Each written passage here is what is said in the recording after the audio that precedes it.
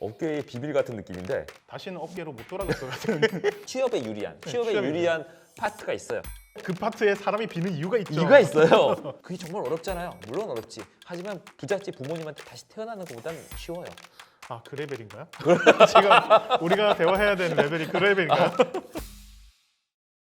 시작을 하도록 하겠습니다. 네, 안녕하세요. 청강문화산업대학교 게임 콘텐츠 스쿨 그래픽 쪽 교수로 있는 정종필이라고 합니다. 게임 개발은 이제 한 20몇 년 슬슬 이제 가물가물해지고 있고요. 예, 뭔가 충무공전 임진록 시리즈라든가 그 RTS 계열들 게임들 많이 만들고 그 다음에 거상 군주 온라인, 아틀란티카 온라인 게임도 꽤 만들고 모바일 게임에도 꽤 참여를 해서 다 얘기하면 좀 많은 그래서 좀 나이가 든 개발자 중에 한 명입니다. 안녕하세요. 저는 이제 스튜디오 HG의 한대훈이라고 합니다. 저는 이제 이것저것 이제 처음에는 게임 개발사를 꾸준히 다니다가 이제 최근이라고 해봤자 한 5년이 넘었는데요. 이제 독립해서 혼자서 이제 1인 개발로 스매싱 더 배틀이라든가 오버턴이라는 VR 게임, 그리고 최근에는 메탈릭 차일드라는 게임을 만들고 있습니다. 개발 경력은 지금 이제 한 18년 정도 되었고요. 아직도 풋내기라는 마음으로 계속 개발을 열심히 하고 있습니다. 오늘 저희가 할 게 어떤 거였죠? 저희가 다른 컨퍼런스랑은 약간 다르게 토크쇼 같은 컨퍼런스를 하잖아요. 컨퍼런스들이 언제나 좀 딱딱한 느낌이라고 해야 되나? 이렇게 뭔가 PT를 띄워놓고 뭐 이렇습니다, 저랬습니다. 그런 컨퍼런스가 메인이긴 하죠. 다 그렇게 해요, 사실은. 근데 이제 시대도 바뀌었잖아요. 시대 바뀌었으니까 새로운 시도도 해봐야 된다고 생각을 해요. 이런 토크쇼 같은 컨퍼런스도 하나 있어야겠다.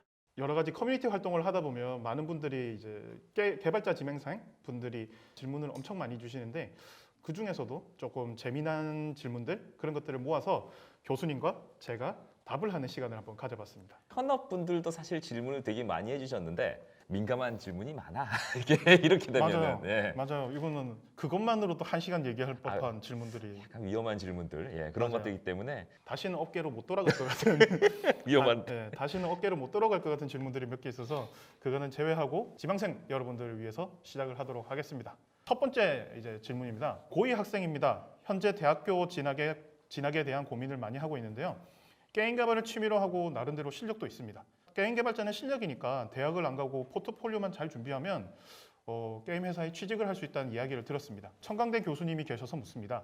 대학 진학이 개발자에게 꼭 필요한가요? 라는 질문이 있어요. 잘못 얘기하면 학교에서 혼나는 거죠, 이게. 아, 그렇죠. 그런 거죠.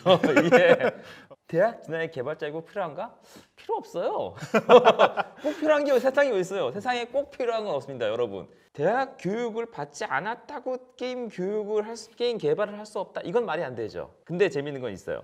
만약에 대학 졸업이 아예 필요가 없었으면은 그 대학을 안 다녔던 개발자들이 많이 왔겠죠. 하지만 그렇지는 않거든요. 상당수가 대학을 다니고 그다음에 게임 회사에 들어오고 있어요. 그 이유는 뭐냐 이거지. 우선은 연봉 테이블이 바뀌죠. 아하. 네, 중소회사 같은 경우에는 당연히 인력 수급이 먼저 급하니까 그런 것들은 잘 없는데 대기업은 약간 그런 느낌이 약간 있어요. 느낌이 네, 있어요. 그냥 취직만을 생각했을 때는 저는 거의 무의미하다라고 생각을 하는데 근데 취직을 하고 나서 그 다음에 자기가 어떤 행보를 할 건가? 자기가 이제 더 커리어를 쌓아가고 그럴 때는 저는 필요하다고 생각을 해요. 예를 들어서 해외 취업이 갑자기 왔다. 최근에 저 얼마 전에 들었는데 중국 쪽에서도 아마 이제 4년제 이상만 받는 걸로 그랬던 걸로 기억하고 미국 쪽에서도 이게 끊을 때 학위로 끊는 것들이 좀 있어요. 나라에서 취업 비자를 낼 때 있잖아요. 이 사람이 회사에서는 신청을 하지만 그 나라에서 이게 너무 많이 들어오면 끊는단 말이야. 어느 정도로. 그쵸. 어느 정도 수준 있는 사람만 받겠다. 해외 취업할 때는. 그럴 때 제일 손쉽게 끊을 수 있는 기준 자체가 학위. 그렇죠. 그런 것들이에요. 또 나 같은 경우는 처음부터 4년제 대학 출신이 아니었어. 그런데 이제 대학에 갑자기 강의를 하게 됐어요. 그럴 때 자격이 막히는 거야, 갑자기. 그렇죠. 그러니까 당장 그 개발에 필요 없을지 모르겠지만 살아가면서 이상하게 걸림돌이 되는 경우가 있어요. 내가 개발자야. 능력이 좋아. 그래서 게임 개발을 내가 회사를 차려서 1인 개발을 해. 근데 가끔 정부 사업 단일 일이 있잖아요. 그쵸. 정부 사업 같은 거 할 때 그 평가지. 이제 평가할 때 좀 여러 가지가 많이 들어가죠. 평가에 들어갈 때 이제 그 팀원들의 학력 점수가 조금 있어 막. 그런 거라든가 현실적으로 볼 때 당장 막 절실하게 필요한 건 아닌데 계속 아쉬울 게 생기는 게 학위더라고요. 그냥 회사 다녀가지고 월급 받고 잘 살고 막 그러면 한 몇 년간은 전혀 몰라요. 그쵸, 그쵸. 예, 그런데 이제 더 나중돼서 내가 사업체를 만든다 혹은 내가 1인 개발자가 돼서 무언가를 한다 혹은 갑자기 아까 얘기했듯이 외국에서 오퍼가 왔다. 그렇게 내가 자신이 좀 뭔가 발전해서 나 자신의 이름으로 좀 활동을 할 때 그렇죠, 그렇죠. 그럴 때 가다가 걸림돌 같은 그런 느낌이 꽤 생기더라고요. 그런 점에선 할 수 있으면 해두는 편이 당연히 좋다고 생각합니다. 저는 그래서 제일 중요한 거는 이분한테는 제일 중요한 건 그거 같아요. 대학교가 싫은 건지 공부가 더 이상 하기 귀찮은 건지 아니면 정말로 빨리 게임 업계에 뛰어들고 싶은 건지부터 스스로 한번 물어보고 만약에 그냥 공부가 너무 싫어요면 한 번 더 생각을 재고해보고 그런 조금 더 스스로한테 물어보는 시간을 좀 가지셨으면 좋겠어요. 이분 같은 경우에는 이렇게 대화가 나가면 꼰대로 들리지 않을까요, 우리가? 뭐 어쩌겠어 늙었는데. 사실 저희들이 질문에 계속 답을 하겠지만 이 대답에 대해서 얼마나 받아들이는 거는 이게 결국엔 선택이에요. 저희들도 강요를 할 수 없고. 거기다가 이 얘기가 모두 정답은 아닐 거예요. 그 세상은 변합니다. 왜냐면은 저는 뭐 늘 이거 되게 위험한 얘기인데 부모님 말씀 듣지 말라고 얘기하거든요. 왜냐 부모님 말씀을 100% 들었으면은 어른들 말씀을 100% 들었으면은 우리 같은 사람들은 없었을 거예요. 사람마다 정답은 다 각자의 정답과 각자의 정의는 다 있을 테니까 여러분들이 알아서 잘 걸러 들으시길 바랍니다. 그러니까 그 사실은 이게 의견이 다를 수도 있는데 이 의견은 거의 같네요. 그렇죠. 그렇죠. 그러니까 살아보니까 같다니까 이거지. 여러분들은 여러분들 인생이기 때문에 나름 판단을 했으면 좋겠어요. 자기 인생이기 때문에 당연히 그렇게 살 거고 그리고 자기 판단. 근데 그 자기가 판단을 하기 위해서 많은 소스가 있는 게 좋죠. 가급적 많은 소스. 그 중에 한 소스가 이게 되기를 원하는 거지. 그렇죠. 그렇죠. 그러면 이제 두 번째 질문을 한번 넘어갈게요. 두 번째 질문 한번 해봐요. 예. 이것도 좀 재미난 질문이네요. 현실적이야. 그렇죠.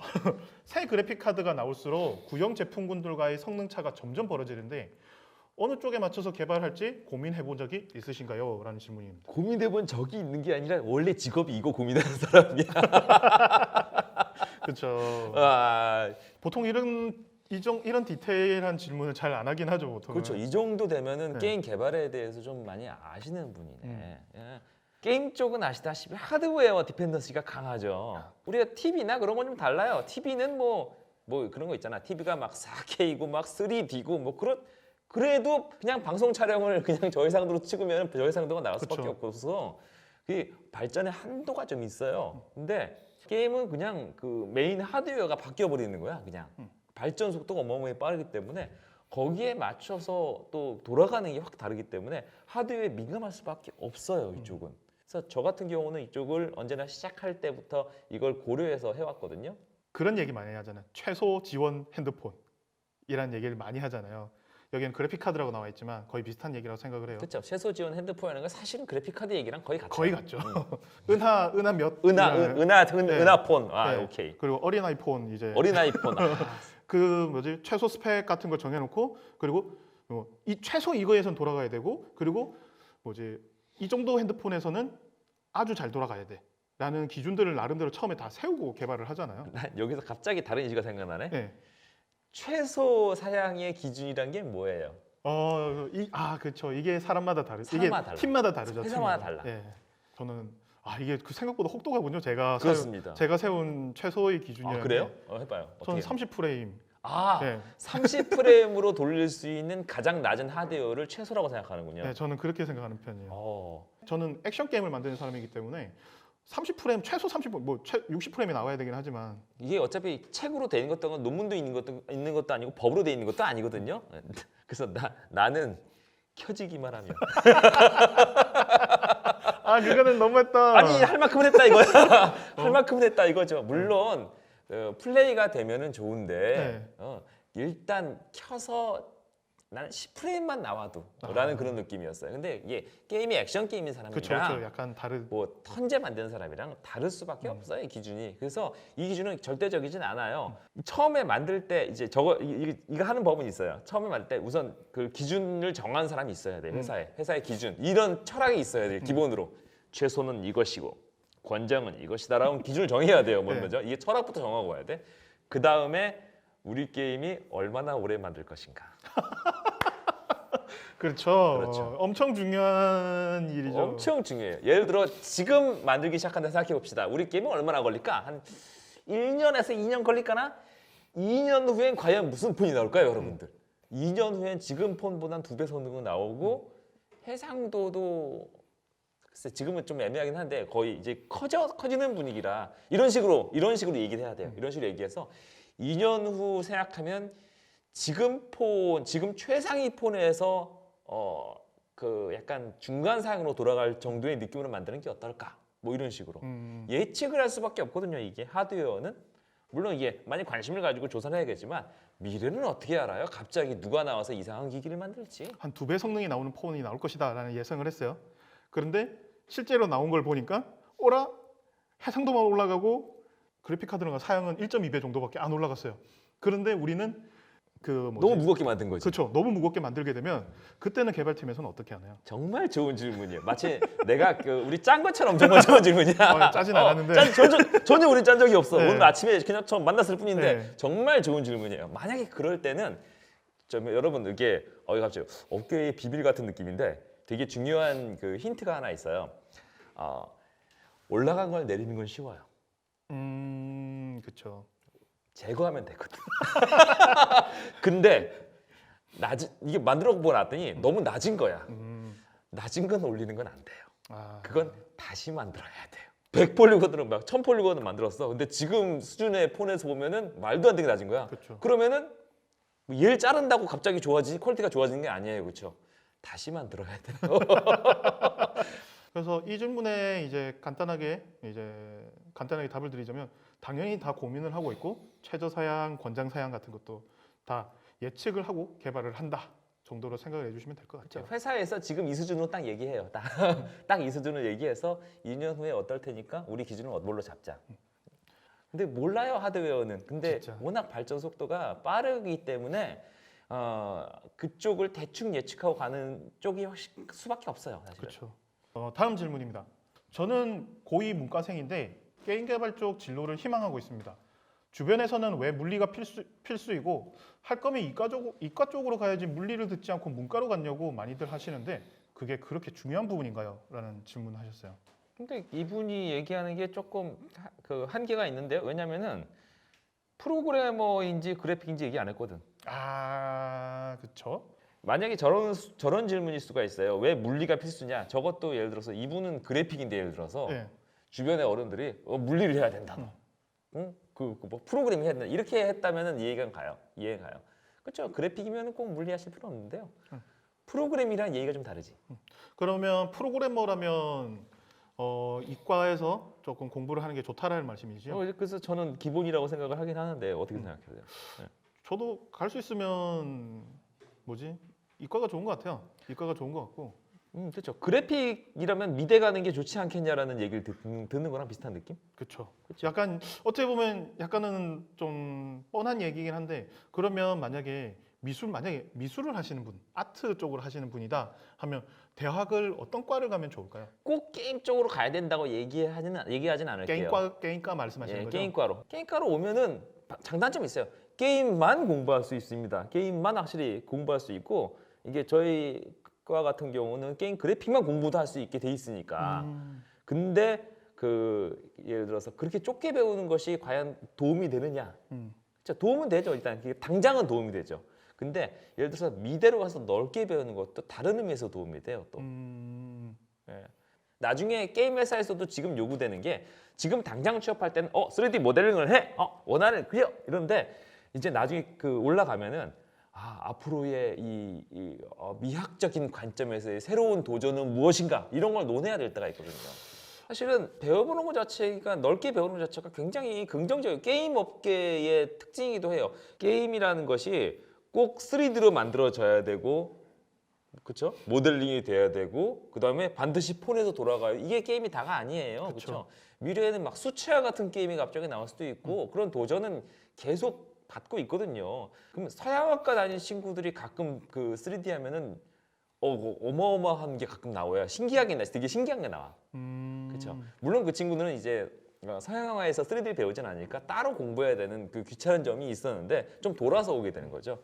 근데 그것도 나쁘지 않은 거야. 생각해 보면 뒤에서 나중에 지나오면 그것도 그 친구들은 괜찮았어요. 그 친구들은 또 응용이 되고 나중에 확장이 될 때 뭔가 다른 세계가 열릴 때 도움이 되는 게 있었어요.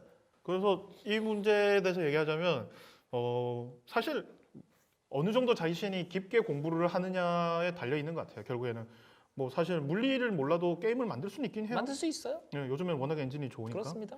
그런데 이제 좀 더 만약에 자신이 어디까지 깊게 들어갈까 진짜로 어떤 사람은 물리를 직접 만드는 사람도 있거든요. 아 이거 물리 난 이 물리가 마음에 안 들어. 난 직접 만들어 내가 쓰겠어라고 하는 사람도 있고 그렇죠. 실제로. 유니티 엔진 물리가 마음에 안 들어. 이건 유나이팅이니까 얘기해야지. 아 그런가요? 그러면 직접 만들 수도 있다 이거. 네, 직접 만들 수 있죠. 유니티는 그렇게 열려 있다. 유니티 엔진은 그렇게 열려 있는 엔진이다. 여러분 게임 엔진은 U로 시작하는 거 쓰셔야 돼요. U로 시작하는. 네. 아 그렇죠, 그렇죠. 그렇죠. 게임 엔진은 U로 시작하는 거. 위험한데. 예. 그래서 저도 이제 아티스트인데 저는 컴퓨터 공학과를 나왔어요. 그랬어요? 저는 진짜 미묘한 라이프를 살았는데 근데 그것도 뭐 어떻게 어떤 방식으로든지 도움이 돼요. 이 문과를 나오셔더라도 나중에 되면 큰 라이프를 봤을 때는 전 도움이 될 수 있는 것도 있다고 생각을 하는데 그거는 고민을 한번 해보시면 좋을 것 같아요. 이거는 진짜 아까 말씀하셨던 것처럼 미술을 하려면 미술과를 미대를 가야지 그리고 컴퓨터를 하려면 컴공을 가야지 약간 그거랑 약간 거의 비슷한 질문이지만 그래도 꽤 재밌는 얘기를 할 수 있을 것 같아서 한번 이렇게. 그러게요. 재밌는 얘기였어요. 네. 자 그러면 다음 질문을 한번 하겠습니다. 여기 또 재미난 게 하나 좀 있었는데 게임 프로그래밍에 대해 아무것도 모르는 제 친구들과 함께 게임을 하나 만들기로 계획을 했습니다. 이거 위험한데? 뭐요 왜? 네. 지금은 무산된 상태이지만요. 무산된데 또 더군다나. 혹시 게임을 만들 때 유니티 말고도 초보자들이 쉽게 제작할 수 있는 프로그램이 있을까요? 질문을 바꿀게요. 아니 유니티 초보도 쉽게 제작할 수 있어요. 왜 이래요? 예. 그렇죠. 여기 있네. 게임 프로그래밍에 대해 아무것도 모르는 사람이 게임을 만들기로 해서 무산되지 않고 혼자 만든 케이스가 여기 계십니다. 게임은 혼자 만들어야 됩니다. 유니티 말고도의 문제가 아니에요. 유니티 말고 만들 거면 엑셀로 만드세요. 엑셀. 있지. 엑셀. 네, 엑셀. 그러니까 있지. 게임이라는 것을 폭을 넓게 해서 보드 게임 만드실 때 종이 잘라가지고 게임을 친구들과 나는 어렸을 때 그런 거 종이 잘라서 카드 게임 많이 보드 게임식으로 많이 만들고 했어요. 근데 유니티라서 예를 들어서 무산된 건 아니거든요. 근본 문제 지적이 틀렸다. 그렇죠. 그러니까 유니티에서 딴 툴로 바꾸면 갑자기 이 친구들이 마음이 돌아가지고 게임을 잘 만들 수 있거나 이건 아니야. 이 말은 저는 약간 난이도가 좀 그래도 높은 것 같다 초보자들한테는 이라는 느낌이 좀 있어요. 사실 C샵이라든가 결국에는 코드를 쳐야 되잖아요. 그렇죠, 맞아요. 그래서 이게 제일 문제가 C샵이라고 하는 걸 하면서 코딩이잖아요. 그렇죠. 이게 그 프로그래머들과 그래픽들의 그 생각하는 게 좀 많이 다르죠. 그래픽들은 이렇습니다. 그래픽들은 처음부터 예쁜 결과물이 나오지 않으면 관심을 가지지 않아요. 그렇죠. 그렇습니다. 우리 그림 그릴 때 그래. 그림 그릴 때 그냥 멋진 만화를 따라 그리다가 기본기가 부족하네. 그래서 기본기를 공부하는 게 그래픽의 그 공부하는 방법이면 그렇죠. 프로그래머는 검은 화면에 흰 글씨, 흰 바탕에 검은 글씨라면 요즘 다 검은 화면 쓰니까 검은 화면에 글씨만 쓰다가 나중에 점점 이뻐지는 거거든요. 그래서 그 인내의 과정이 달라서 좀 많이 다르긴 많이 하죠. 달라요. 인내의 순서가 달라서 그래픽들이 프로그래밍을 하게 될 때 굉장히 힘든 거야. 이 검은 화면에 글씨부터 해야 되는 것부터가 너무 힘든 거야. 그래픽들은 예뻐야 할 수 있거든, 기본적으로. 그렇죠? 그래서 그럴 때 보통 프로그램을 모르시는 분들이 게임을 만들 때 포기하는 파트가 주로 그 파트, 그 부분에서 많이 그래요. 그러니까 유니티에서 그래? 이것도 힘들어? 그럼 더 쉽게 한번 해줄게.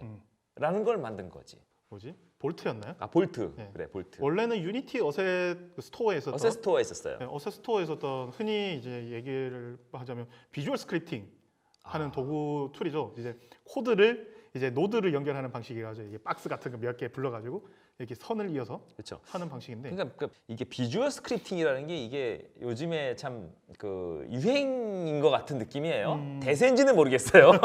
대세라고 하는 사람도 있는데 솔직히 모르겠고 유행 같은데 그 파워포인트 같은 느낌이죠. 파워포인트. 예, 그렇게 설명할 수 있겠네요.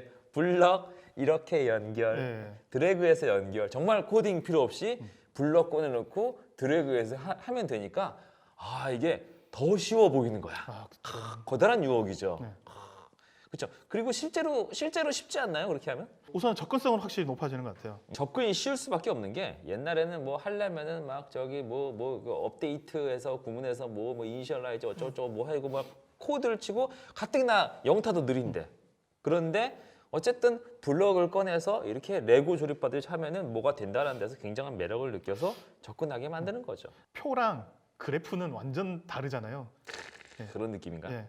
표는 숫자밖에 없고 하나 뭐 없는데 그래프는 그래도 그림으로 그림이라도 있으니까. 그림이라도 있으니까 기본적으로는 우선 받아들이는 쪽에서 훨씬 더 라이트하게 받아들일 수 있는 것 같아요. 네, 이게 근데 여러분 속으면 안 돼요. 코딩으로 하면 한 줄이면 끝나는데 비주얼 스크립트는 한 페이지거든요. 그래서 볼트로 일단 한번 도전해 보시는 것도 괜찮아요.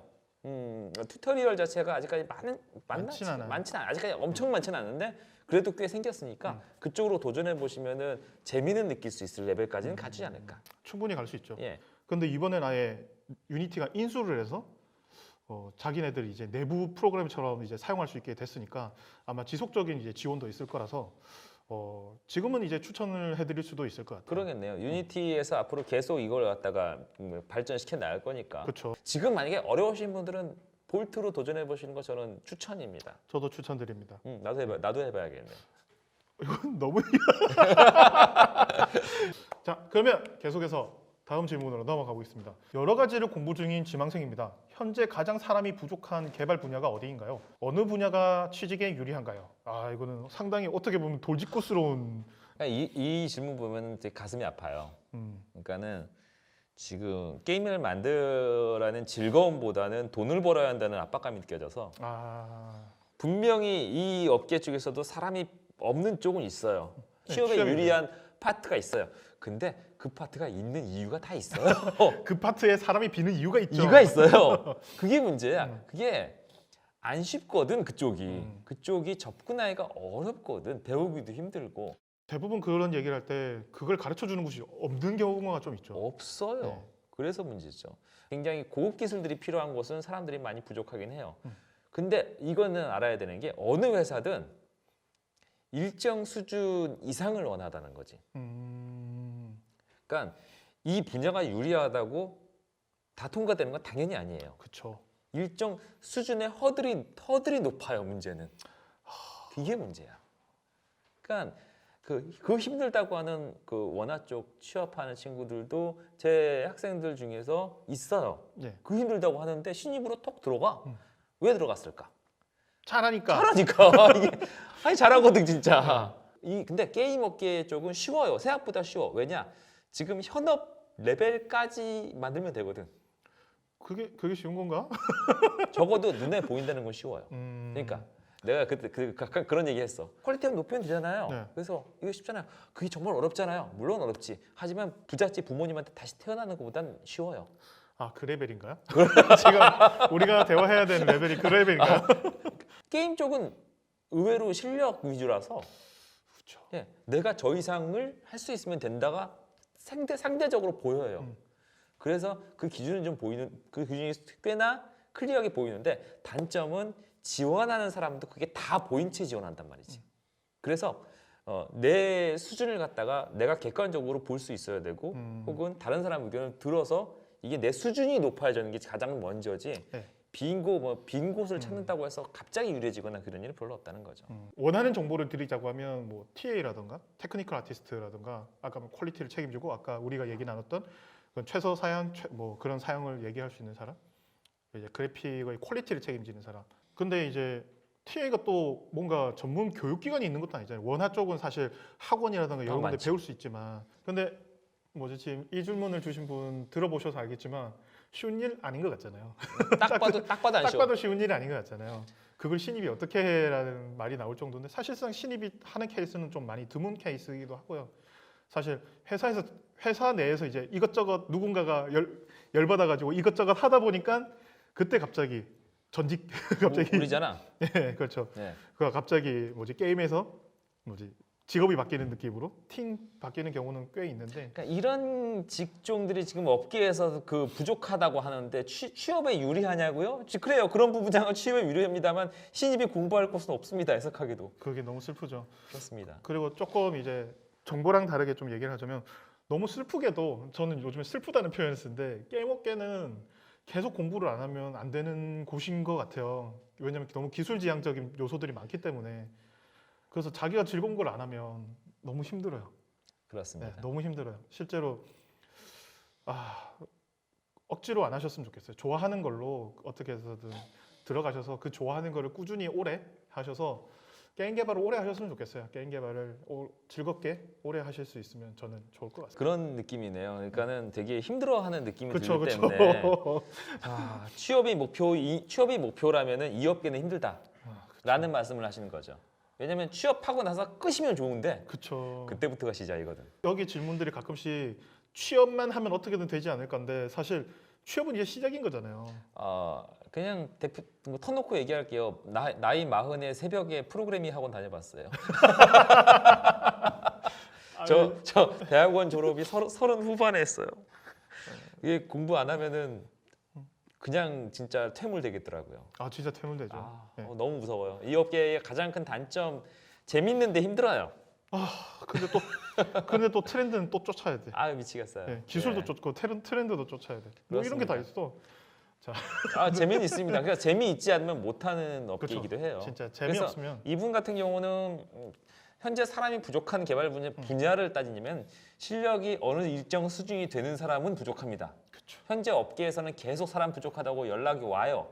근데 그 사람들이 원하는 건 심플해요. 일정 수준 이상은 되는. 왜냐하면 회사가 지금 사람을 키울 만한 여유가 없거든요. 어쨌든 이건 시스템적인 문제고요. 그러다 보니까 이런 질문이 나오는 거죠. 그렇죠. 예. 어느 길이 잘 안 보이니까. 근데 이제 어쨌든 발버둥 쳐서 학원도 좋고요. 뭐도 좋고 자기가 좋아하는 분야를 한 분야 정해서 일정 수준 이상으로 넘어갈 수 있는 퀄리티까지 올리시는 게 가장 먼저입니다. 이게 답변이라고 할 수 있겠네요. 자 그러면 다음 질문 계속 넘어가도록 하겠습니다. 이번에는 이거 뭐죠? 기획자 이제 지망생 기획자 지망생. 질문이네요. 저는 기획자 지망생입니다.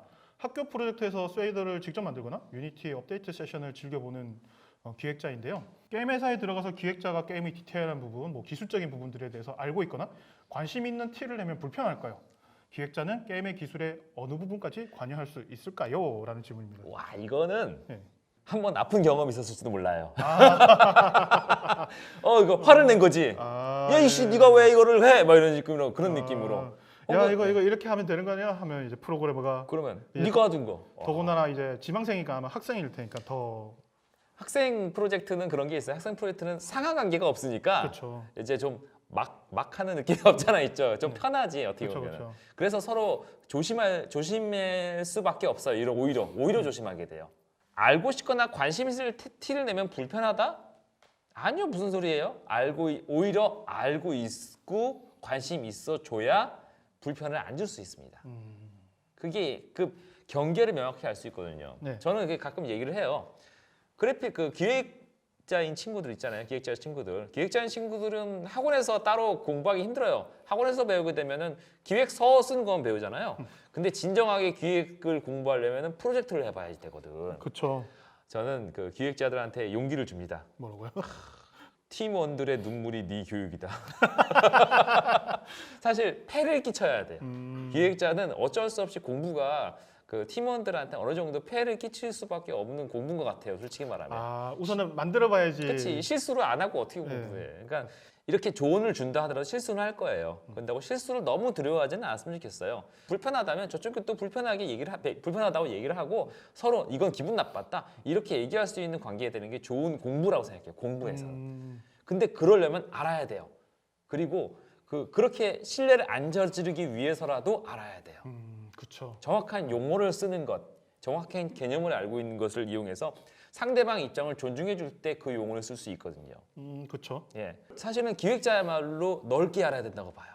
충분히 제 수업도 기획자들 많이 들어와요. 물론 학점은 안 나오지. 그래픽들 사이에 껴서 학점이 나오겠어? 하지만 배워가면은 이거는 그래픽의 영역이구나. 이거는 기획의 영역이구나. 어떤 선을 그을 때 기준이 될 수 있고 예의를 갖출 수 있기 때문에 공부를 오히려 해야죠. 기획자가 프로그래밍이나 그런 게임이 돌아가는 구조를 알게 되면 똑같은 걸 만들더라도 응용이 약간 가능하다고 생각을 하거든요. 그렇죠. 뭐 퀘스트를 하나 만드는 거라도 여기서는 이런 식으로 약간은 수를 쓰면 조금은 색다른 규칙을 만들 수 있을 것 같은데 이제 그런 식으로 갈 수가 있는 거죠. 프로그램을 의하면. 아니면 이것만 조금만 고쳐주면 엄청 바리에이션을 많이 칠 수 있는 퀘스트를 만들 수 있을 것 같다. 그러면 이제 프로그래머한테 얘기를 해볼 수도 있고 여기서 조금만 이렇게 바꿔주시면 몇몇 항목을 늘려주신다거나 그런 것들을 얘기해 볼 수 있으면 좋은 기획자가 또 되지 않을까요? 그렇죠. 게임 산업은 재밌는 게 서로 간이 얽히면서 연관이 있으면서 발전할 수 있는 뿌리가 엄청 커요. 아, 기획자들도 한테도 얘기하는 것 중에 하나가 정확히 공부를 한다면 용어를 정확히 써라. 중요하죠. 그것만 해도 확 다르다. 예를 들어 저는 학생들한테 얘기합니다. 깨졌다 얘기하지 마라. 누구누구야 이거 넣었더니 깨졌어. 한마디로 나는 잘 모르겠으니 네가 이 문제의 원인부터 찾으라는 얘기가 돼버리거든. 그렇죠. 그렇죠. 그 작업이 느려지고 비효율적이 돼요. 그렇죠. 확인부터 다시 해야 확인부터 해야 되니까. 네. 근데 얘기할 때 좀 알면 정확히 얘기할 수 있지. 재질이 마젠타가 됐는데 매터리얼은 그 제대로 들어가 있거든. 그래서 쉐이더 쪽에서도 제대로 받았는데 이번에 받은 최신 쉐이더 쪽이 문제가 있어가지고 마젠타가 있는 것 같아. 라든가.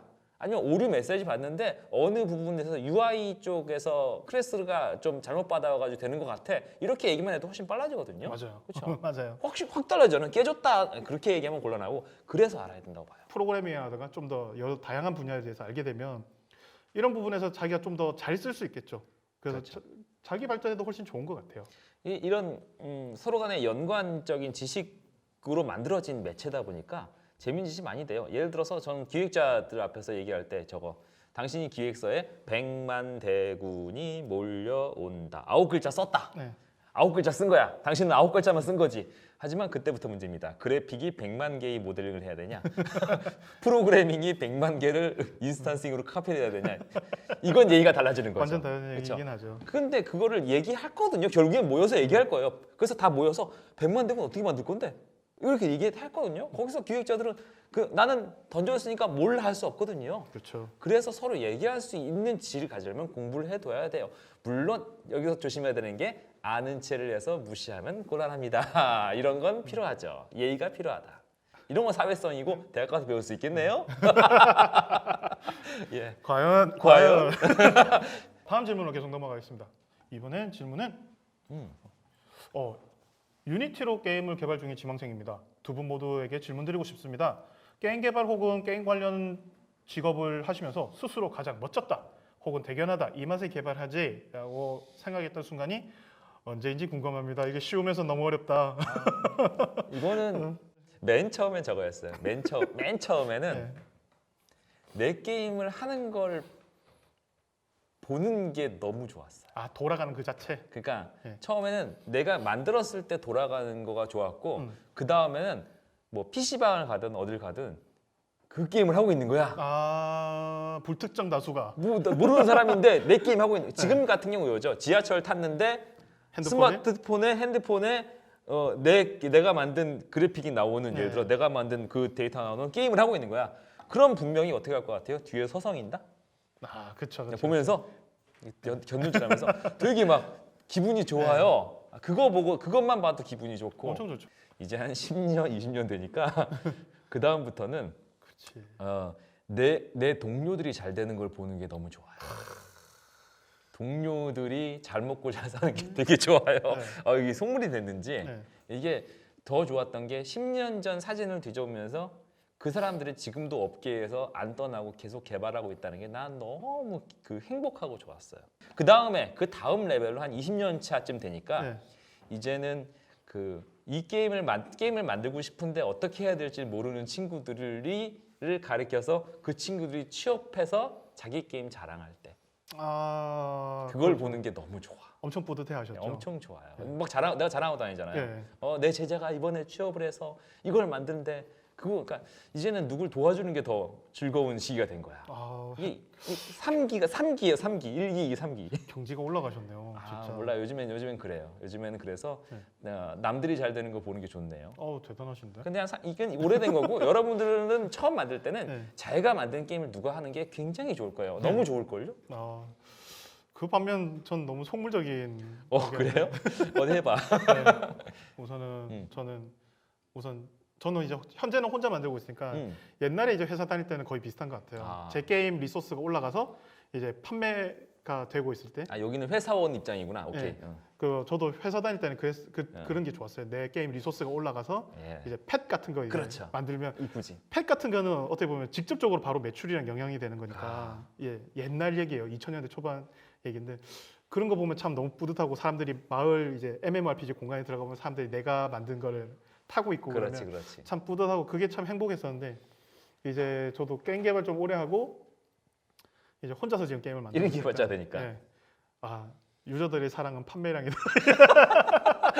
유저들의 뭐 스팀에 찍히는 매출 막 그런 거. 네, 스팀의 이제 판매량이랑 이제 그런 것들이 우선은 그게 어떻게 보면 사람들이 제일 직접적으로 보기 쉬운 그렇죠. 사랑의 척도이긴 하잖아요. 수치로 나오는 척도가 가장 만족감이 높죠. 맞아요. 그래서 저는 텀블벅을 못해요. 무서워서. 아, 예, 그렇군요. 네, 그 수치가 나오는 게 참 무서운데 어쨌든 보긴 해야 되니까 그거랑 그리고 프로그래머가 아니다 보니까 구현을 할 때 언제나 좀 힘들어요. 솔직히 이제는 평가받고 있잖아요. 웬만한 프로그래머보다 낫다고 평가받잖아. 신입으로 이제 갈 수 있는 예, 정도인데. 그렇군요. 근데 이제 겸손이다. 구현을 했는데 여기 생각보다 복잡한 건데 한 방에 잘 돌아갈 때 그때 묘한 쾌감이 있어요. 그때 내가 잘난 것처럼 느껴질 때잖아. 장난 아니에요. 하이할 때 그쵸. 장난 아니에요. 어. 그땐 일어나서 이제 딸이랑 한번 놀아주고 다시 흥분을 가라앉혀야 되니까. 네.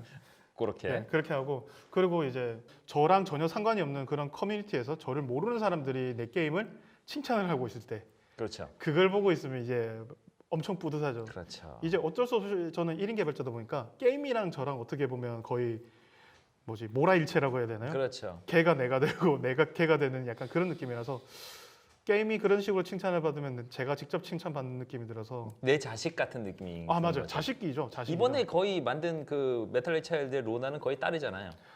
와, 둘째 딸. 진짜 말할 그게 아니죠. 이제 3년을 같이 보냈으니까. 그러니까 맞아요. 이게 게임 만드는 특히 1인 개발자는 훨씬 그럴 것 같아요. 맞아요. 이제 마지막 질문 마지막 해볼게요. 질문. 아마 이게 제일 저희들이 힘든 질문이 될 것 같은데요. 나는 재밌는 질문이에요. 저는 1인 개발을 하면서 네. 기획 단계에서 정말 많은 시간을 소요합니다. 특히 레벨 디자인과 같은 센스가 필요한 작업에서는 시간을 많이 투자하여도 성과를 제대로 내지 못하는 경우가 많은 것 같아요. 현업에 종사하시는 분들은 어떤 메커니즘을 가지고 기획을 진행하시나요? 특히 레벨 디자인에서 어떤 것이 가장 우선순위로 고려되는지 알고 싶습니다. 라는 질문이 있었어요. 레벨 디자인 질문이 재밌는 게요. 레벨 디자인이 폭이 엄청 넓어요. 너무 힘들어. 너무 기획적인 레벨 디자인이 있고 그래픽적인 레벨 디자인이 있다고 저는 생각을 하거든요. 그렇죠. 근데 그 뒤가 그 둘이서 미묘하게 섞여요. 그러니까 학생들한테 비유를 하지. 기획적으로 내가 저쪽 어두운 방을 복도를 건너서 저 방으로 갈 수 있게 해주고 싶은데 그러려면은 저 방으로 가라라고 명령을 내릴 수 있겠죠. 글을 쓸 수 있겠죠. 네. 가장 유치한 방법이에요. 가장 고급적인 방법은 뭐야? 어두운 복도인데 저 멀리 문이 삐끄덕하고 열리면서 빛이 새어 나와. 그렇죠, 그렇죠. 안 갈 수 없죠. 그러면은 근데 그거는 기획적 요소냐, 그래픽적 요소냐 참 이렇게 되는 거죠. 둘 다 고려해야 되는 상황인 거예요. 그래서 그 레벨 디자인은 정말로 범위가 넓고 난 어려운 일 중에 하나라고 생각을 하거든요. 이 게임에서는 그냥 유저의 행동을 유도해야 되는데 그게 레벨 디자인이나 이름으로 포장돼서 라이팅과 기획적인 그 뭔가 레벨 디자인과 네. 겸해서 심미성과 사람 심리까지 가지고 놀면서 해야 되는 영역이 돼버린 거야. 정말 힘든 영역이에요, 레벨 디자인. 저는 최근에 이제 이런 류를 해보면서 감탄했던 게임이 하프라이프 알릭스라고. 그거 해보고 싶었는데. 네. 오랜만에 그런 기분을 좀 느꼈어요. 와, 이거는 시선 처리를 하나하나 다 생각을 해서 만든 게임이구나. 여기 보고 그 다음엔 저쪽을 봐라는 게 이게 말을 안 했는데도 알아서 그렇게 되는 거예요. 그리고 거길 보면 수상한 게 있어요. 또 대중적으로는 그런 식으로 하잖아요. 아예 오브젝트 색깔을 튀게 만든다든가. 반짝반짝. 반짝반짝. 이렇게 파티클 올라오고 있고. 예, 그런 식으로 하는데 알릭스는 그런 방법을 쓰지 않더라도 아주 그 시선 처리를 너무 세련되게 했는데 그것에 대해서 이제 얘기를 하면 아마 너무 그렇죠. 많은 시간이 들 그것도 거고. 있고 젤다도 있잖아요. 젤다가 세덱에서 발표한 것도 상당했죠. 그렇죠. 그렇죠. 거기서 같은 건 사람이 끌리는 크기에 따라 끌리는 것과 네. 밝기에 따라 끌리는 것 그런 그 사람을 어떻게 하면 유혹할 수 있고 놀라게 만들 수 있는 장치였어요. 네. 근데 그게 그래픽적 요소이기도 하고 기획적 요소이기도 했단 말이지. 그렇죠. 그렇죠? 사실 이거는 아마 거의 모든 사람들이 서로 다른 생각을 가지고 있을 거예요. 레벨 디자인을 어떻게 해야지 공부를 할 수 있고 잘할 수 있고 하는 거는 아마 모든 회사가 다를 건데 장르별로도 다르고 저는 이제 액션 게임이랑 어드벤처 게임을 주로 만드는 사람이었으니까 얘기를 드리자면 심리 게임인 것 같아요. 심리 게임이에요. 네, 사람이 어떤 식으로 행동을 할 건가에 대해서 그러면 사람이 분명히 여기서 사람이 딱 들어가자마자 왼쪽을 보게 만들어야 돼. 사람이 왼쪽을 보게 만들려면 어떻게 해야 될까? 내가 게임을 하면 여기서 어떻게 하면 왼쪽을 볼 수 있을까? 그게 또 라이팅에서의 영화 공부거든요. 그것도. 예. 예, 영화 쪽에서의 구도, 밀도 차로 파는 방법 있고 뭐 그 명도 차라는 방법이 있는데 사람들이 일단 기본적으로서는 명도 차로 먼저 인식을 한다고 해요. 가장 밝은 곳에 시선이 가장 먼저 간다고 하고 밝고 그다음에 넓은 곳에 먼저 간다고 하고 그 순서대로 유도를 하는 장치가 배열되어 있어야 된다는 얘기죠. 그러면서 기획적인 목표를 달성해야 되고 비주얼적으로 아름다워야 되면서 사람들이 불편하지 않은 뭐 멀미도 생각하겠네요. 그렇죠. VR 같은 경우는 그러면서 퍼포먼스에서도 문제가 없는. 이거야말로 가르치기 힘든 영역이거든요. 진짜 저는 그래서 수업 때 그 과제를 낼 때 요 부분에 수업을 만들어서 과제를 내긴 해요. 실제로 돌아다닐 수 있는 필드를 만드는데 아무 단서 없이 딱 보기만 해도 스토리가 보여야 되고 그다음에 어디로 가야 할지 알 수 있게 만들어라. 이거는 말 그대로 어떤 문법이나 그런 규칙이나 완벽한 답이 없기 때문에 그런 식으로 실습으로 직접 느껴보는 방식이 가장 좋은 것 같아요. 매우 힘든 일하고 계십니다. 그래서 사실 테스트를 많이 해보시는 게 좋고 그렇죠. 그러면서 유니티가 사실은 그런 걸 테스트할 때 어마어마하게 좋게 된 엔진이죠. 어떻게요? 자기적으로 그러지 마. 아니 옛날에는 정말 빌드 해봐가지고 어렵게 해봐야지 플레이를 할 수 있는데 유니티는 그냥 플레이 모드라는 게 있잖아요. 그냥 그러다 보니까 플레이를 하면서 즉석에서 거의 고칠 수가 있거든요. 게임 엔진이 그게 어려운 걸 알기 때문에 이쪽으로 발전하는 거거든. 맞아요. 그리고 스스로 게이머의 시각이라는 거를 계속 가지는 노력을 해야 되는 것 같아요. 이제 저는 그거 되게 좋아해요. 그러니까 버릇없는 초등생 모드가 된다라고 얘기를 해요. 아저씨! 모든 게 불만이야. 막. 그런 식으로 시선을 바라보면 도움이 될 때가 많았어. 그리고 마지막으로 최근에 또 라스트 오브 어스 2 이제 레벨 디자인을 보니까 이제 시나리오도 합쳐지더라고요. 레벨 디자인에 시나리오의 그 연관성까지 딱 자연스럽게 수영을 가르쳐야 돼. 수영을 가르쳐야 되는데 어떻게 수영을 가르쳐? 가다가 맵이 있으면 돼. 또 가다가 물이 있으면 돼. 촌스럽잖아요. 그쵸. 그러니까 이 게임에서는 어떻게 했냐면 이제 NPC가 주인공이랑 장난치다가 팍 밀어서 물에 빠뜨려요. 그러면서 왜 물에 빠뜨리냐고 하면서 따라와 하면서 이제 자기적이지 않나? 그땐 자연스러웠어요. 자연스러웠어요? 왜냐하면 빌드업이 돼 있었거든요. 앞에 주인공 캐릭터가 먼저 장난 한번 쳤고 그 그 다음에 이 캐릭터가 복선을 깔아놓고 그렇죠. 빌드업을 해놓은 거죠. 확실히 너무 그 영화 쪽으로 많이 간 게임이라고 생각하거든요. 사실은 그런 점에서는 그런 게 꼭 필요하겠네요. 그쵸. 훨씬 더 어렵네. 훨씬 어렵죠. 시나리오까지 합쳐져야 되는 경지도 있는 저는 거죠. 포기하겠습니다. 자, 그러면 질문 이제 어느 정도 다 한 것 같고요. 질문 다 했습니다. 사실 저희는 이제 즐겁게 언제나 저희는 이런 할 때마다 즐겁게 할 수 있습니다만 듣는 분들이 일단은 가볍고 즐거웠으면 좋겠어요. 너무 심각하지 않았으면 좋겠고 그냥 하나의 대답일 뿐이에요. 뭐 이제 100가지, 1000가지의 대답이 있으니까 그 대답들을 찾으러 다니시고 여기서는 2가지의 대답을 그냥 드렸다 정도로만 생각해 주시면 좋을 것 같아요. 너무 저거는 틀렸는데 나는 이렇게 생각하는데 라는 거는 공유해 주시면 좋을 것 같아요. 틀릴 수 있죠. 그렇죠. 틀렸을 수도 있어요. 언제든지 틀릴 수 있고 저희가 나이를 먹어서 그런 걸 수도 있어요. 괜찮아요. 나도 이제 하도 틀려서 이제 뭐 익숙해요. 그런 게 있어요. 그러니까는 이게 그 많은 다른 분들도 이런 얘기하고 싶은 게 많이 있어요. 많이 있는데 잘 못하는 이유 중에 하나가 내가 틀렸을까 봐. 무섭지. 그게 무서워. 혹시나 틀렸을까 봐. 그래서 틀림을 인정하고 시작하면 그 다음부터 편해집니다. 그러니까 저는 여러분 많은 개발자분들한테도 얘기하고 싶은 것 중에 하나가 우리 모두 틀려도 되니까 얘기합시다라고 하는 거죠. 좀 상처받을 수도 있어요. 사실은 솔직히 상처받습니다. 사람이니까. 그렇죠. 그럼에도 불구하고 이런 그 행동은 자꾸 돼야 된다고 봐요. 저는 긍정적인 커뮤니케이션이라고 봐요.